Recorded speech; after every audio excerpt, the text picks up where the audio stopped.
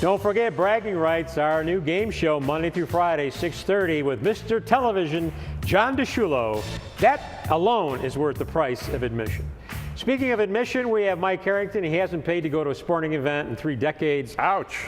Have you? Oh, of course I paid. What'd you pay to go see? I paid for the Bison's BPO night on July 3rd. I was not working, and I bought it. Really? Absolutely, I did. Michael, How about I'm that? ashamed of you. Wow. As a working member of the media, you bought a ticket? Well, that one I wasn't working. Did you pay for the food too? I always pay for the Oh, food.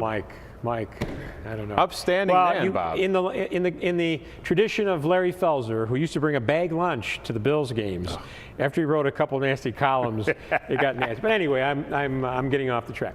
Bison's baseball. So how are our Buffalo Bisons doing, Michael, now that you've paid to go see them play? Well, I mean, they really, Bob, they got off to a nice start, 18-10. But at this point in the year, when you've had 165 roster moves from the parent club, and most of them really generated by injuries, the Blue Jays have had so many injuries lately. The Bisons are in real trouble in terms of making the playoffs. You know, they've had great pitching all year. They've had a tremendous bullpen. The offense hasn't really been there most of the season. They're just not going to make it unless they figure out a way to get some more continuity in the roster. And the only way that happens is if the Blue Jays get healthy. Well, you know, and we have fun at Mike Buchkowski and John Danny's expense, which we should, because God knows they've had fun at my expense for decades.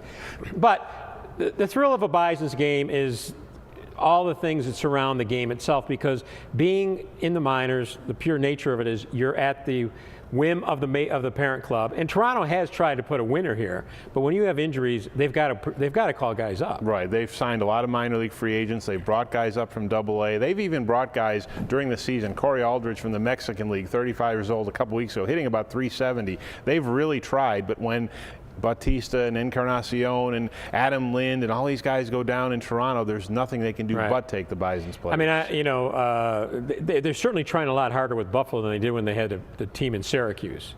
Because I'm told they were bringing guys up from like single and double A, you know. Different management. Right. This management now, and Alex Anthopoulos, the GM, really believes in development, and they believe in this marriage with Buffalo. They were out in Las Vegas, remember. All right, tonight is the All-Star game. Right.